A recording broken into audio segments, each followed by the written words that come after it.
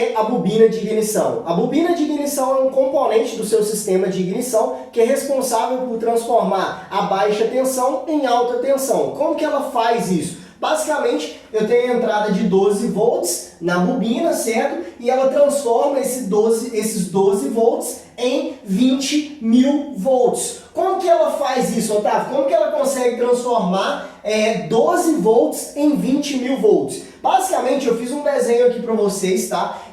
De uma bobina. A bobina da 150, essa da foto que vocês estão vendo aí, certo? É um exemplo, tá? Aqui é um exemplo para vocês. Como que funciona basicamente a bobina ali dentro dela, tá? Basicamente a bobina ela tem dois enrolamentos, tá? Ou seja, dois fios enrolados, basicamente como se fosse fios enrolados mesmo dentro dela. Ela tem o primário e o secundário. Então eu tenho uma entrada de 12 volts num enrolamento e no outro enrolamento eu tenho a saída, ou seja, consegue gerar uma centelha, certo? Ou seja, consegue gerar uma energia maior, transformando esses 12 volts em 20.000 volts, tá? É mais complexo, tá? Mencionar aqui para vocês detalhadamente aqui, para não ficar muito extenso aqui, uma coisa muito teórica de como que é feito esse processo aqui dentro do enrolamento, tá? Basicamente assim, dizendo, eu tenho dois enrolamentos, o primário e o secundário, um recebe essa entrada de 12 volts, tá? E o outro vai sair com a carga de 20.000 volts, ou seja, ela transformou, ou seja, aumentou a tensão de 12 volts para 20.000 volts. Por que que ela gera? Por que que eu tenho que ter a bobina na minha moto? Porque se eu tivesse só 12 volts, eu não conseguiria ter uma centelha aqui na vela, beleza? Então eu não conseguiria ter a centelha e não conseguiria fazer o meu motor funcionar. Por isso que eles desenvolveram, tá? Em anos de estudo, isso aqui foi desenvolvido tem muitos anos atrás,